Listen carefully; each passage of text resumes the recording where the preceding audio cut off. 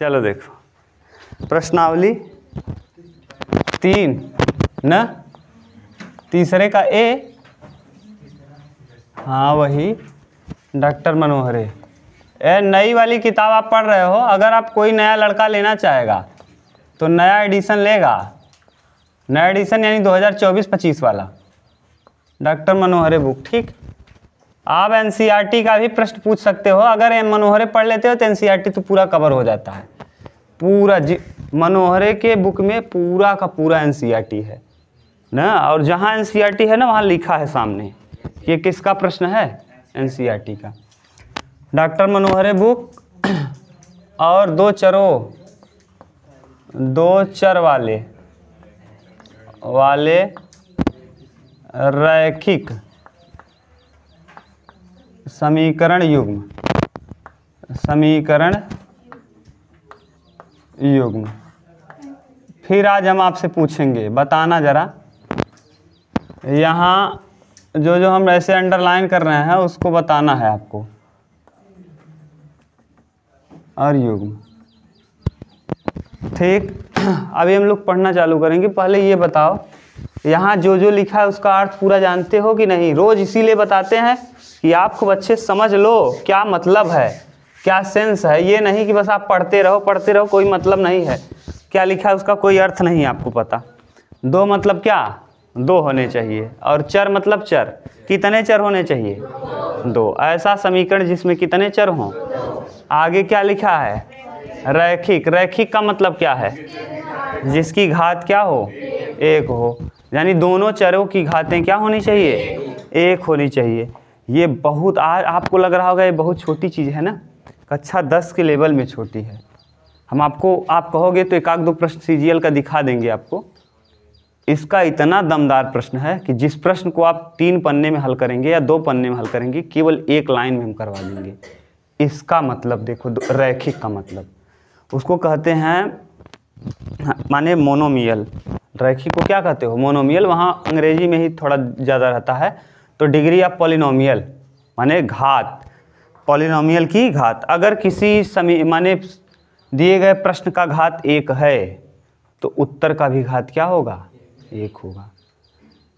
जिस प्रश्न को आप हल करने में बहुत असहज महसूस करोगे उसको केवल 1 लाइन में हो जाएगा। ऐसे टिक करके दिखाएंगे आपको, दे देना। अगर आप कहीं करवाओगे ना, हम देंगे आपको प्रश्न, आप जाके करवा लेना। देखो करेंगे कैसे ना, पूरा हल करेंगे, 1 पन्ना का हल होगा उसका ना। और एग्ज़ाम में बैठ के अगर 1 पन्ने का हल करोगे कभी एग्ज़ाम क्वालिफाई नहीं कर सकते, कभी जीवन में नहीं।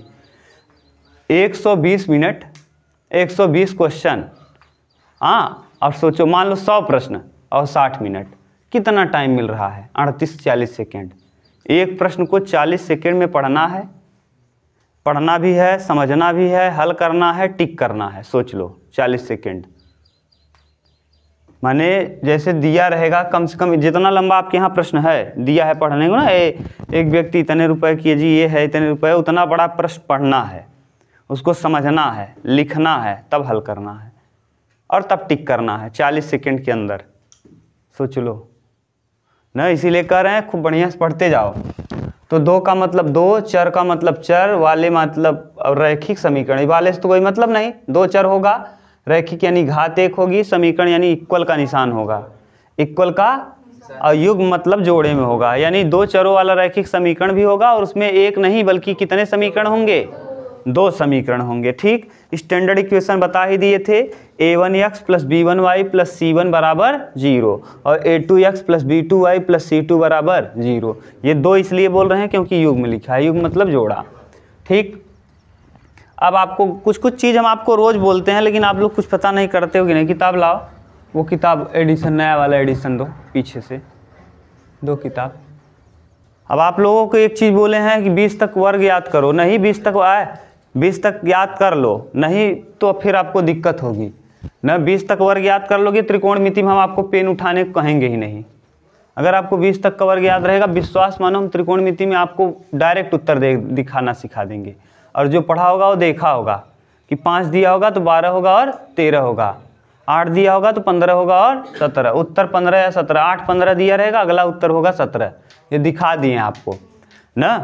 बहुत आराम से देख के आप उत्तर बता सकते हो। त्रिकोणमिति के हर प्रश्न का जो जिसमें पूछा रहेगा लंब आधार कर्ण से रिलेटेड, वहाँ आप देख के उत्तर बता सकते। लेकिन ये शर्त है कि आपको याद रहना चाहिए। जैसे देखो, आप कुछ कई बार कह दिए हैं कि 30 तक का वर्ग याद करो, नहीं जो लड़के ठीक ठाक हैं वो 50 तक याद कर लें, और जो कम ठीक हैं वो 30 तक तो ज़रूर याद कर लें। याद करो धीरे धीरे, कुछ चीज़ें आपको करना पड़ेगा। ये मत सोचो कि आराम से मिल जाएगी नौकरी। अभी से करे रहोगे बाद में आसान रहेगा, और अभी नहीं करोगे तो कहो तो रोज़ हम रटवाएँ। कितना याद है तुम लोगों को? 20 तक। 21 का याद कर लो, 441। आज जाना घर पे। 21 का 441, 22 का 484, 23 का 529, 24 का 576 और 25 का 625। इतना याद कर लेना 5। फिर अगले बार हम बता देंगे 26 का 676, 27 का 729, 28 का 784, 29 का 841 और 30 का 900। फिर अगले दिन आओगे तो फिर 5 बता देंगे। 31 का 961, 32 का 1024, 33 का 1089, 34 का 1056, 35 का 1225। फिर अगले दिन आओगे 36 से बता देंगे ना। 36 का 1296, 37 का 1389, 38 का 1444, 39 का 1521 और 40 का 1600। फिर अगले दिन आओगे 41 से 45 तक बता देंगे। 41 का 1481 बताएंगे, धीरे धीरे बताओ। 1681। ठीक, ऐसे करके आप कल 5 रट के आओगे पक्का। 20 तक आपको याद है, 21 से 25 तक आप रट के आओगे कल। ठीक, देखो हमारा टाइम यही समझाने में रोज जाता है। थोड़ा बहुत आप करा करो, नहीं तो अभी देखो प्रश्न चालू कर दिए होते। आप प्रयास करो जैसे सब लड़कों से अलग रहो ना, ये न रहे कि जैसे भेड़िया धसान रहे और वैसे आप भी रहो। किसी से पूछो कि बहुत बताएंगे 20 तक, तुम अच्छे लड़के हो तब तुमको 20 तक याद है ना। ठीक ठाक हो मानी बहुत अच्छे नहीं हो, लेकिन पढ़ने में बहुत ही बेस्ट नहीं हो तो ठीक हो, तब तुमको केवल 20 याद है। अगर तुम जिस दिन किसी के सामने 50 तक बोल दिए तब बोलो, समझ गए? हाँ, जैसे 49 का कोई पूछे तुरंत बताओ 2401 होगा तब, और फिर 30 तक क्यों भी याद करवा देंगे। फिर जाके मिलना, जो टीचर पढ़ा रहा होगा उसको नहीं पता होगा, जो हाई स्कूल इंटर को पढ़ा रहा होगा उसकी हालत ख़राब हो जाएगी। नहीं पूछ के देख लेना कितना, कहीं पूछना आप नहीं बता पाएंगे। बहुत बताएंगे 20 तक बताएंगे, उड़ के बताएंगे 30 तक, उसके आगे हालत ख़राब हो जाएगी। और क्यूब तो 10 ही तक बता पाएंगे ना। तो आप लोग इतना पढ़ लो कि टीचर के लेवल में हो जाओ बस। कौन सा बताना है? चौथा प्रश्न संख्या 4। 3 तक बता दिए थे, चौथा। ये देखो बना बनाया समीकरण है, बहुत सिंपल है। कह रहा है कि 7 पेंसिल तथा 5 पेंसिल तथा 7 कलमों का मूल्य 50 रुपये है। बताओ, मान लिया पेंसिल का, हाँ पेंसिल का मूल्य x रुपये, पेंसिल का मूल्य क्या है? x रुपये प्रति पेंसिल, पर पेंसिल। एक पेंसिल का कितना रुपए? x रुपये। ये मतलब पर मतलब समझ रहे हो ना, पर का मतलब प्रति पेंसिल। ये अगर एक पेंसिल खरीदेंगे तो आपको कितना रुपए देना पड़ेगा? 5, और शायद आज के समय में x रुपये ना। आगे कह रहा है और 7 कलम, कलम का दाम मान लो y रुपये है, कलम का मूल्य, कलम का मूल्य कितना मान लो? y रुपये, y रुपये प्रति कलम, प्रति पेन पर ना। आगे कहा है अगर 5 पेंसिल, अगर मान लो एक पेंसिल 2 रुपए की होती, ध्यान से सुनो, एक पेंसिल अगर 2 रुपए की होती, 4 पेंसिल खरीदते तो क्या हो जाता? 8 रुपया। अगर एक पेंसिल 5 रुपए का है और आपने 2 पेंसिल खरीद लिया तो कितना दोगे? क्या कर रहे हो? गुणा कर रहे हो क्या?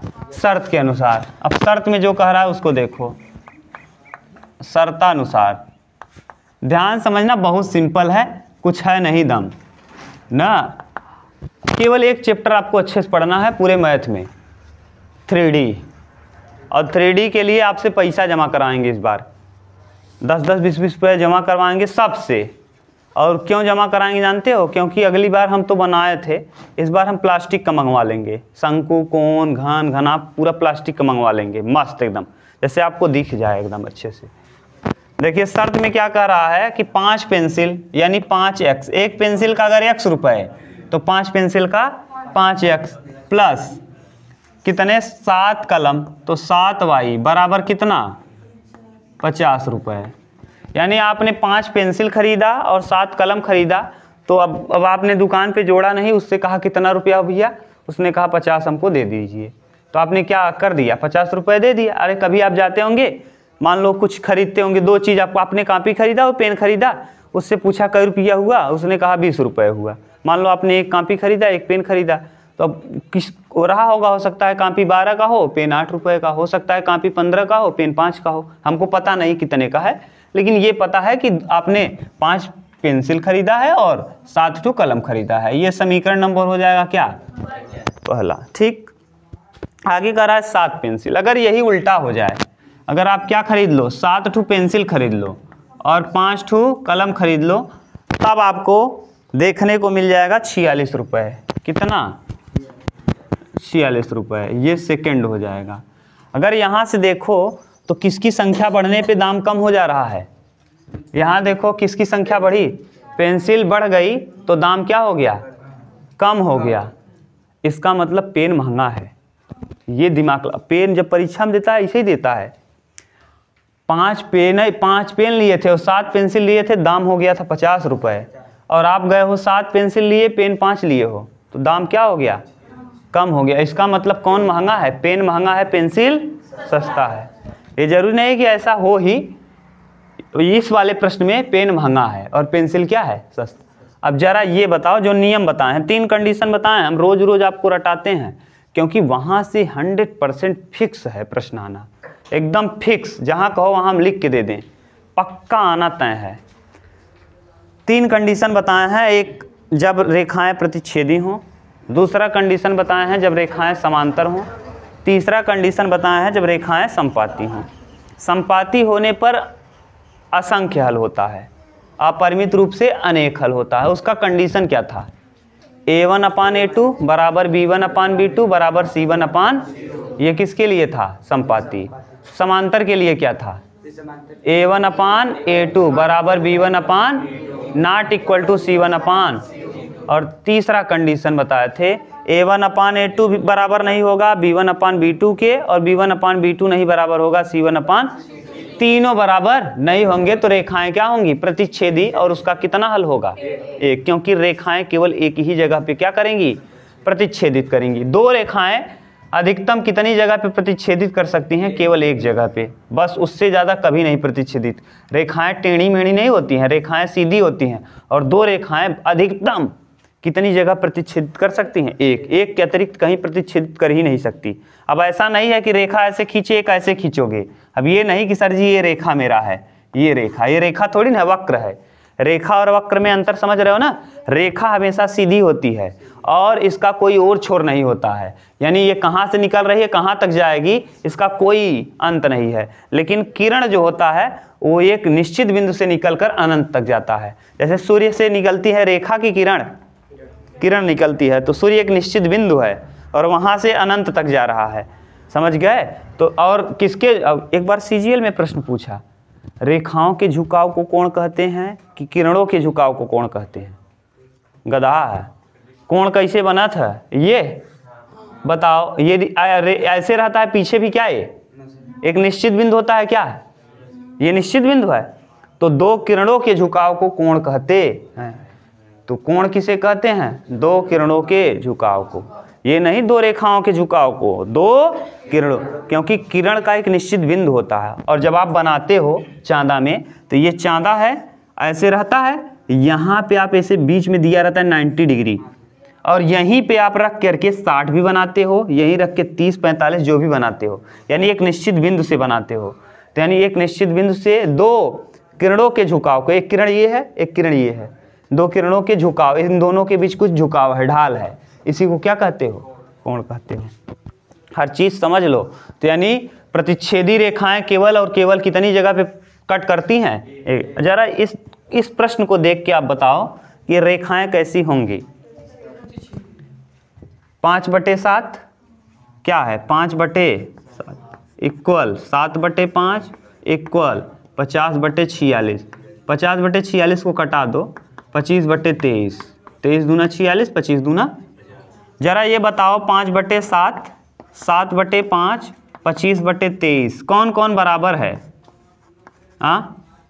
कोई बराबर है?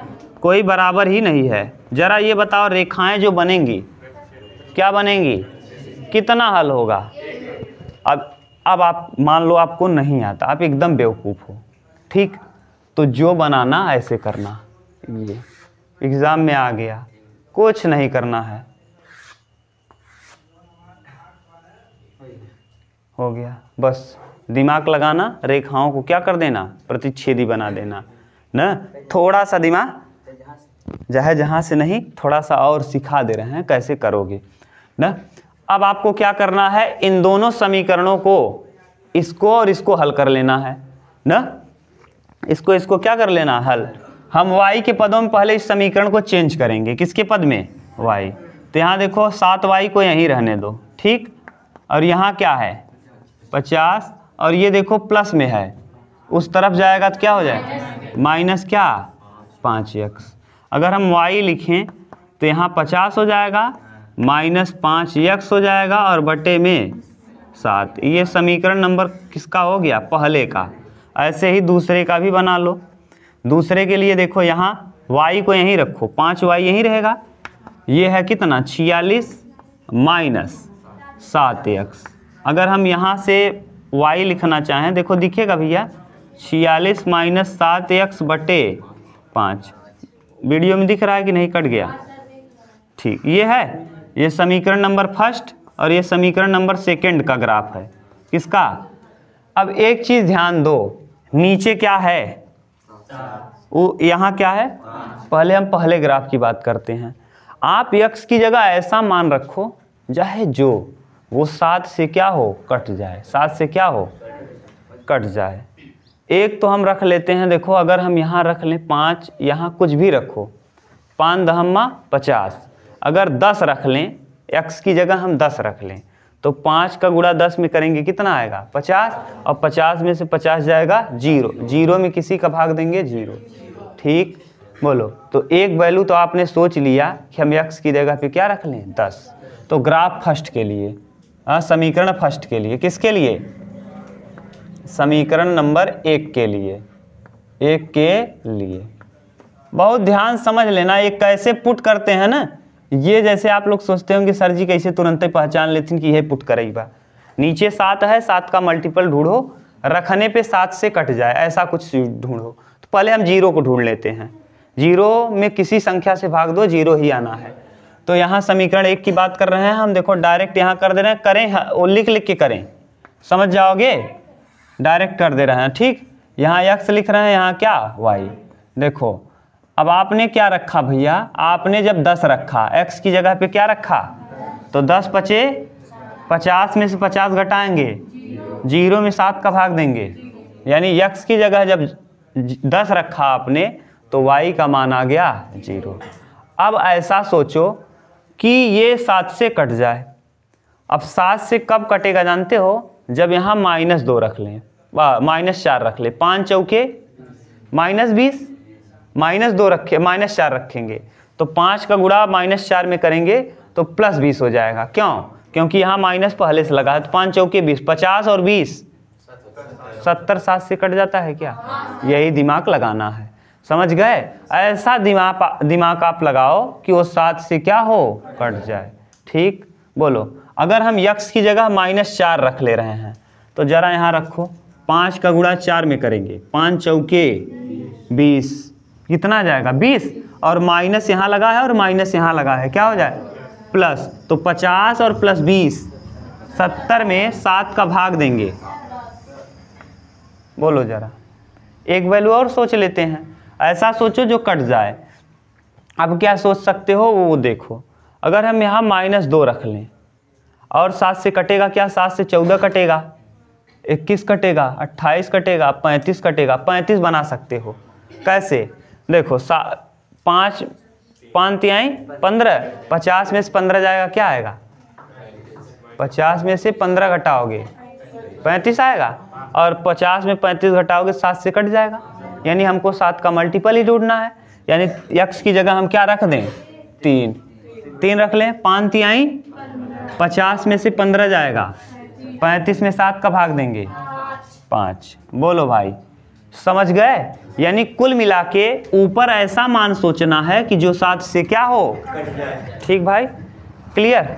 अब समीकरण 2 के लिए हम बात करते हैं। किसके लिए? समीकरण 2 के लिए। इसलिए हम इसको बता दे रहे हैं कि आप कभी एग्जाम में बैठना तो आराम से ये कर लेना। अब इतना जब कर लोगे ना तो आप क्या करना, जैसे मान लो कुछ समझ में नहीं आ रहा है तो यहाँ से हमने देख लिया कि रेखाएं क्या होंगी, प्रतिच्छेदी। यहाँ से हम वैल्यू भी निकाल लिए, इस वैल्यू को निकाल लेना और वहाँ रेखा बनाना, कहाँ तक खींचना, x का मान अधिकतम 10 तक और y का अधिकतम 10 तक। 10 ऐसे 10 खाना लिख देना, पेंसिल से बना देना, लगेगा एग्जामिनर को हाँ ये लड़का जो लिखा है वही बनाया। उसके बाद नहीं आ रहा है बिंदु सिंधु मिलाना, मिला दो वहाँ खींच खाच के, ठीक, वो देखेगा कि हाँ लगेगा ठीक है। अगला देखो, नीचे इसके वाले इस समीकरण के नीचे क्या है, 5 है। यानी अब ऊपर ऐसा मान आना चाहिए जो 5 से क्या हो, पूरा कट जाए, 5 से क्या हो। अब सोचो कुछ ऐसा, 7 दूनी 14 और 46 में 14 जोड़ोगे तो शायद 0 बन जाएगा। हम कैसे समझ गए जानते हो, यहाँ 6 है, यानी जब 4 आएगा तो 10 हो जाएगा। 46 में जब 14 हम जोड़ देंगे तो 46 14 कितना हो जाएगा, 0, 60 हो जाएगा। और 60 5 से आराम से क्या होगा, बोलो, समझ रहे हो? यानी आप ऐसा सोचो, यहाँ 6 है, इकाई अंक इसका क्या है, तो यहाँ ऐसा गुणा करो कि इकाई अंक 4 आ जाए। इकाई अंक क्या आ जाए, 4, तभी 6 और 4 मिलकर के क्या होगा, 0। और 5 का नियम होता है या तो अंत में 5 आए या तो अंत में क्या आए, 0 आए, तभी 5 से क्या होगा, कटेगा न। एक प्रश्न ये मत सोचो कि सर जी बहुत स्लो पढ़ाओ था, एक प्रश्न में इतना टाइम लगाओ था। हम एक प्रश्न भले से आपको बता रहे हैं ये, लेकिन इसमें इतना कॉन्सेप्ट बता दे रहे हैं, इतना कॉन्सेप्ट बता दे रहे हैं, बहुत डीप पढ़ा होगा जो उसी को इतना समझ में आएगा। नहीं तो क्या करेगा जानते हो, केवल कहेगा देखो भैया ये है, रख दिए, ये आ गया, उत्तर आ गया, ले जाओ। नहीं देखो, क्लास में पढ़ते होंगे आप, कहीं पढ़ते होंगे, पढ़ के देख लेना भैया, इतना डीप हुआ। मैं लगातार 2015 से तैयारी कर रहा हूँ लगातार, और केवल मैथ पढ़ रहा हूँ। मुझे खुद पता नहीं मैं मैथ कितना जानता हूँ। आप कभी लाना किसी एग्ज़ाम का पेपर का प्रश्न लाना, किसी एग्ज़ाम का जिसमें मैथ पूछता हो, सबसे टफ होता है CGL और कैट, उसका ला के देख लेना, मैं देखो सेकंड में बता दूंगा उत्तर ना। तो इसीलिए हम कह रहे हैं कि आप एक बार समझ तो लो बढ़िया से, ठीक। अब ये 5 से जो भी मान रखो, अब जैसे यहाँ देखो हमको यहाँ जोड़ना है, क्या करना है, अब यहाँ अगर हम -2 मानेंगे तब ये माइनस माइनस क्या हो जाएगा, इसका मतलब हमको x की जगह पे क्या मान लेना चाहिए, -2, क्या मान लेना चाहिए। तो यहाँ x लिखेंगे, यहाँ y, x और क्या y, x की जगह हम -2 रखेंगे तो 7 दूना 14, -14, 46 और 14 हो जाएगा 60, 60 में 5 का भाग देंगे तो आ जाएगा कितना, 12, ठीक। अगला, अब ऐसा सोचो कि 0 बन जाए, 7 दूना 14, 7 तारीख 21, यानी 14 अगर घटाएंगे, देखो अब 6 अगर जोड़ना है तो 4 वाला जोड़ो और घटाना है तो 6 वाला घटाओगे तब भी 0 बन जाएगा। 7 तारीख 21, 7 चौक 28, 7 पचे 35, 7 छंग 42, 7 सते 49, 7 अठे 56, 8 अगर हम रख दें तो 56 आ जाएगा, 8 अगर हम रख लें तो क्या आ जाएगा, 56। और 6 इकाई अंक क्या रहा है, 6, और 6 से 6 घटेगा तो क्या होगा, इसका मतलब 8 रखने पे काम बनेगा, 5 से घटेगा। समझ रहे हो क्या कह रहे हैं, भाषा समझो। यहाँ जब 8 रखोगे तो यहाँ 8 जैसे ही रखोगे तो बताओ यहाँ क्या आ जाएगा, 46 और 8 सते -56, और देखो 6 में 6 जाएगा 0, 5 में से 1 जाएगा, 46 में 56 घटाओगे -10 आएगा। क्यों -10 आया, क्योंकि 56 बड़ा है। अब -10 में अगर हम 5 का भाग देंगे -2, बोलो भाई, हम देखो कैसे सोच रहे हैं, सोचने का तरीका सोचो। जो हम कह रहे हैं ना कि अगर जोड़ने वाला है तो इकाई अंक आपको 4 दिखना चाहिए, क्योंकि यहाँ क्या है, 6 है, 6 में जब 4 जोड़ोगे तभी अंत में क्या आएगा, 0, ठीक। और अगर हम 6 में 6 घटाएंगे तब अंत में क्या आएगा, यानी जब घटाना हो तो हम 6 घटाएं और जोड़ना हो तो क्या जोड़ें, 4। दूसरी बात, अब देखो 5 से और कौन कटता है जिसके अंत में क्या हो 5 हो। 0 वाला हम 2 ले लिए, एक बार इसको रखे तब भी 0 आया, इसको रखे। अब 5 से और कौन कटता है जिसके अंत में क्या हो 5 हो। अब 5 देखो, जैसे 7 त्रिक 21, यानी अगर 6 में से 1 घटा देंगे तो कितना आ जाएगा अंत में, समझ रहे हो। सोचो कैसे सोचना है ये सोच लो, ठीक। यहाँ जैसे ही हम 3 रखेंगे भैया, तो 7 का गुणा जब 3 में करोगे 21 आ जाएगा। और अगर हम 46 में से 21 घटा देंगे तो 5 और यहाँ 4 में से 2 जाएगा 25, और 25 5 से कटेगा क्या, बोलो। तो यहाँ हम 3 रखे तो 25 में 5 का भाग देंगे तो क्या आ जाएगा 5। अच्छा ये बताओ, अब आपको समझ में इतना तो आया कि हमको, जैसे हम पहले पढ़ते रहे ना, हम ये क्यों आपको बता रहे हैं, गुरुजी मान लें, हम सोचिए कैसे तुरंत ही मान लेते हैं। हाँ, अभी आप लोग भी हो सकता है सोचते होंगे, कुछ पता नहीं सोचते हैं कि नहीं। जैसे गुरुजी मान लें ना, तो हम सोचिए कैसे मान लेते हैं। तो आप समझ में आया, आपको नीचे को टारगेट करना है, नीचे को टारगेट। 5 से कौन कटता है जिसके अंत में 0 और हमको ये देखना है कि यहाँ 46 है, अगर यहाँ 4 आ जाए किसी तरीके से तो 6 में 4 जोड़ेंगे क्या हो जाएगा 0, 6 4 10, 10 यानी 0, या तो 0 आ जाए। 0 कब आएगा, जब हम यहाँ 4 रहेगा और 6 में जोड़ेंगे तब। या तो 0 कब आएगा, जब हम यहाँ 6 रहे और यहाँ पर 4 आ जाए, 6 4 10 हो जाएगा जोड़ने पे। और घटाने पे कब आएगा, जब यहाँ 6 हो और यहाँ भी, ऐसा सोचो कि यहाँ 6 आया है तो यहाँ भी क्या आ जाए, 7 का किस में गुणा करें कि अंत में क्या आए 6, तो 0 हो जाएगा। अब 5 से या तो 0 कटता है। अब 5 वाला कंडीशन देख लो, यहाँ 6 है, 5 कब आएगा, जब अंत में क्या रहेगा 1, 6 में से 1 घटाएंगे तो क्या आ जाएगा 5। अब ऐसा सोचो कि क्या रखें x की जगह पे, कि हाँ जैसे यहाँ हम सोच लिए कि 3 रखेंगे तो 7 त्रिक 21, इकाई का अंक आ जाएगा 1, और 6 में से 1 घटाएंगे तो क्या आ जाएगा 5। और भी आप सोच सकते हो, हाँ नीचे वाले से क्या हो कट, नहीं कटेगा तब भी कर सकते हो, लेकिन दशमलव उसमलव में करना थोड़ा सा दिक्कत है, ठीक। ग्राफ बनाने में दिक्कत होगी, दशमलव में हल करना दिक्कत है। इतना उतारो, अब इसी दोनों का हम ग्राफ बनाते हैं। और आपने क्या देखा है प्रश्न में कि रेखाएं कैसी होंगी, प्रतिच्छेदी। हम देखो इस ग्राफ से दिखाएंगे कि रेखाएं यहाँ प्रतिच्छेद कर रही हैं, ठीक। उतारो, देखो प्रतिच्छेदी रेखाओं का कंडीशन आप देख लिए हो पहले ही। अब हम इसको देखो दिखा दे रहे हैं कैसे, हम छोटा बनाएंगे थोड़ा सा ग्राफ, आपको अच्छे से बनाना है।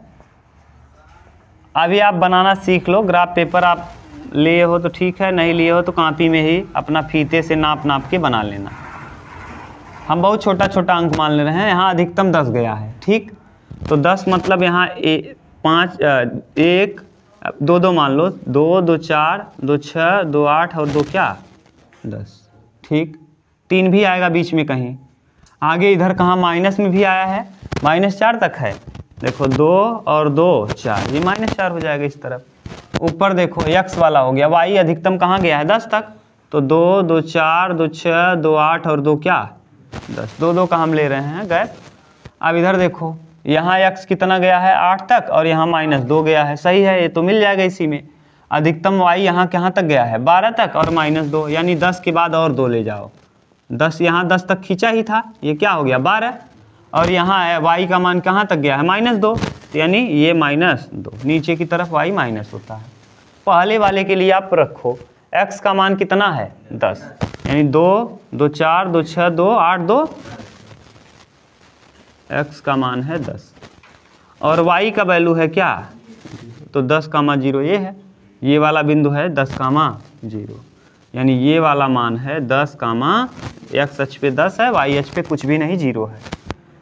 फिर -4, -4 x अक्ष पे कितना -4, ये है, ये -4 है, और क्या लिखा है 10 -4, ये देखो 10 ये है क्या, यानी -4, 10, देखो ये 4 वाला यहाँ आएगा और 10 वाला यहाँ बनेगा, ये किसका हो गया -4, ये 4 यहाँ मत खींचना, ये बिंदु और ये बिंदु जहाँ मिलेंगे, समझ गए, यानी जहाँ मिल रहे हैं वहाँ हम यहाँ खींच दिए। आप अपना करना अच्छे से, ये है बिंदु, ठीक भाई।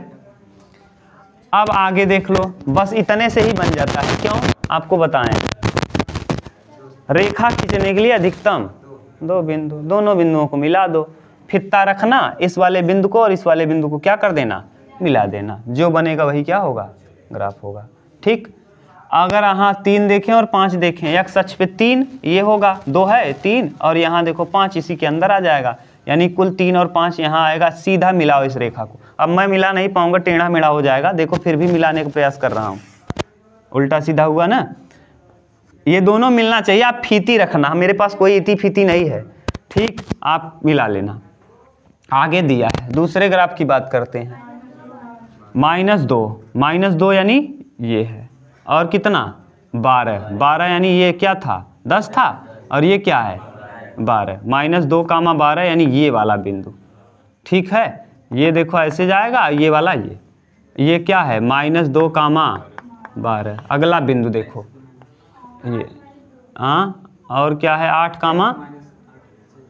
-2, 8, 2, 2, 4, 2, 6 और 2, 8, 8, -2 यानी ये देखो, ये -2 है क्या, ये 8, -2, अच्छा 8, -2, सॉरी 8 ये है, y अक्ष पे माइनस है ना, ये 8, -2, ये बिंदु किसका है 8, -2। बस इसी से खींच सकते हैं हम, क्योंकि 2 मिल गए।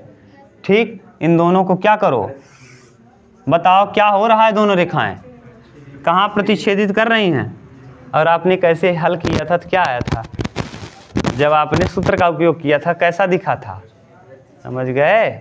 ये फ़ायदा है, बोलो बना लोगे अब मुझको तो नहीं लगता कि ग्राफ खींचने में आपको प्रॉब्लम होनी चाहिए। ठीक, उतार लो। हाँ, चलो देखो नेक्स्ट, देखो ये अगला प्रश्न है। कक्षा 10 के 10 विद्यार्थियों ने एक गणित की पहेली प्रतियोगिता में भाग लिया। कक्षा 10 का क्लास है, यक्स माने कक्षा 10 वाले लड़के हैं, और कितने विद्यार्थी भाग ले रहे हैं 10 विद्यार्थी। एक गणित की पहेली में उन लोगों ने क्या किया है, भाग लिया। यदि लड़कियों की संख्या लड़कों की संख्या की संख्या से 4 अधिक हो, लड़कियों की संख्या जो है वो लड़कों की संख्या से क्या है, माना लड़कों की संख्या x, ये 4 का है क्या, 4 का दूसरा है। ये देखो 2 चरों वाला जब पढ़ रहे हो ना, तो यहाँ 2 चर में कर रहे हैं। ये प्रश्न, ऐसे प्रश्न जब भी आए, जब भी कंपटीशन में आप बैठना, तो इस प्रकार के प्रश्नों को हमेशा एक चर में करना। एक चर वाला आएगा तो वहाँ बताना, हम बता देंगे। द्विघात समीकरण जब आएगा ना, वहाँ बताएंगे। देखो लड़कियों की संख्या मान लो x, लड़कियों की संख्या इक्वल क्या x। इसको देखो 3 तरीके से कर सकते हैं। एक मिक्सचर और एलिगेशन होता है टॉपिक। ऐसे यहाँ लिखेंगे लड़कियों का x, लड़कों का y, बीच में लिखेंगे z, ऐसे करके तुरंत अनुपात आएगा, तुरंत उत्तर आ जाएगा। लेकिन ये आपके यहाँ नहीं लगेगा, आपके यहाँ नहीं है ना। एक तरीका और है 2 चरों वाला जो आप पढ़ रहे हो, और एक तरीका और है जो बिना चर वाला, केवल एक चर से हम दोनों को हल कर लेंगे। मान लेंगे लड़कियों की संख्या अगर 10 विद्यार्थी हैं तो लड़कियों की संख्या मान लेंगे x।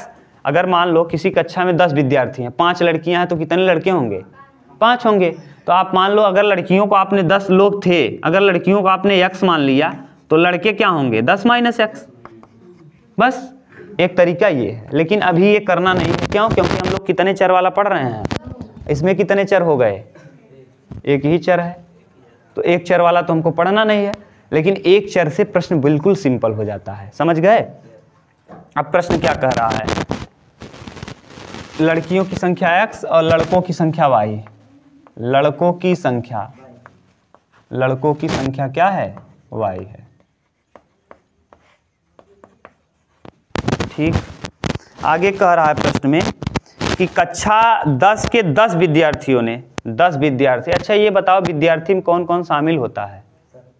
हाँ, लड़के भी और लड़कियां भी भाग लिया। यदि लड़कियों की संख्या लड़कों की संख्या से 4 अधिक हो, कुल विद्यार्थी हैं, कुल 10 हैं। जैसे हम कर रहे हैं ऐसे करोगे ना, आपको समझने में दिक्कत नहीं होगी। हाँ, लड़के और लड़की, लड़के और लड़की। लड़का अगर x है, लड़के को आपने क्या माना है, अच्छा लड़कों को x माना है, उल्टा मान लिए हैं, यहाँ उल्टा कर दो, जैसे है वैसे मानो, पहले लड़कों को मानो बाद में लड़कियों को। लड़कों को आप क्या मान रहे हो, x, और लड़कियां 4 अधिक हैं। लड़कियां क्या हैं, 4 ज़्यादा हैं, ठीक है।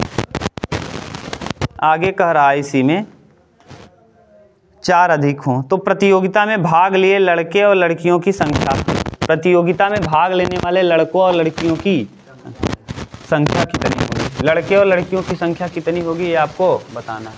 देखो इस वाले से आपको थोड़ा सा प्रॉब्लम हो जाएगा, लेकिन अगर हम x वाला तरीका लगाएं तो बिल्कुल आराम से आप समझ सकते हो। x लड़के हैं, 4 अधिक लड़कियां हैं तो क्या हो जाएंगी, x प्लस ये x लड़के हो गए। अच्छा लड़के अगर x हैं तो लड़कियां क्या हो जाएंगी, x प्लस 4 अधिक हो गए कि नहीं। अब दोनों को जोड़ करके कितना आना चाहिए,